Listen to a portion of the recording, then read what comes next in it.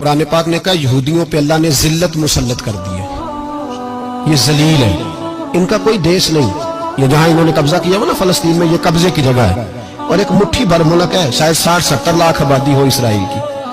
اگر امریکہ اس کی مدد نہ کرے تو اسرائیل قائم نہیں رہ سکتا، اور اس کے گرد 12-14 اسلامی ملک ہیں۔ بیت المقدس مسجد اقصی معمولی جگہ نہیں، حضور نے فرمایا 3 سفر کرو تو سمجھنا ہم عبادت کر رہے ہیں۔ کون کون سے؟ فرمایا اگر بیت اللہ جاؤ تو عبادت سمجھ کے جانا، مسجد نبوی کی طرف جاؤ تو عبادت ہے، اور مسجد اقصی کی طرف جاؤ تو یہ بھی عبادت ہے۔ اور فرمایا مسجد اقصی میں جس نے ایک نماز پڑھی اسے 25,000 نمازوں کا ثواب ملے گا۔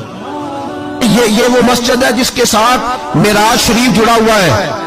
قرآن پاک نے کہا کہ اس مسجد میں سبحان اللہ اسریٰ بعبدہ لیلا من المسجد الحرام الی المسجد الاقصی۔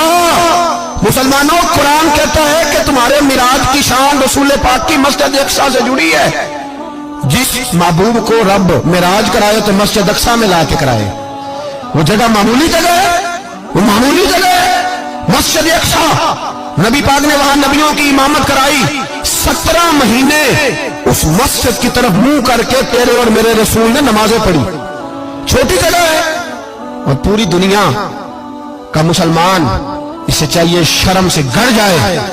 ایک امریکہ کا صدر بول کے کہتا ہے کہ اسرائیل کو اجازت ہے اسے دارالحکومت بنائے، اور مسلمان حکمران بیان دے رہے ہیں ظالموں، لٹیروں، تم اپنی سیاستیں چمکانے کے لیے پہلے ایک دوسرے کو گالیاں دیتے ہو، پھر اکٹھے بیٹھ جاتے ہو نمبرنگ کرنے کے لیے۔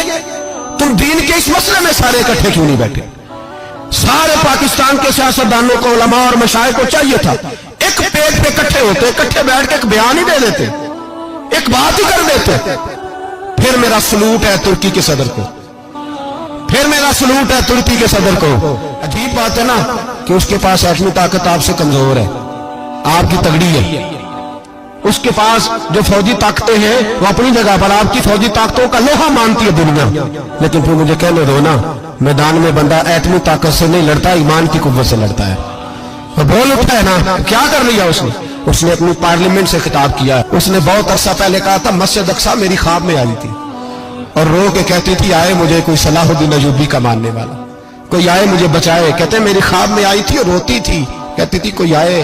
اور ایک شاعر نے کہا ہے مسجد اقصی نبی پاک کو بھی بلاتی ہے، کہتی ہے ایک بار پھر طیبہ فلسطین میں آ، راستہ دیکھتی ہے پھر مسجد اقصی تیرا، ایک بار پھر سے طیبہ سے فلسطین میں آ، راستہ دیکھتی ہے پھر مسجد اقصی تیرا۔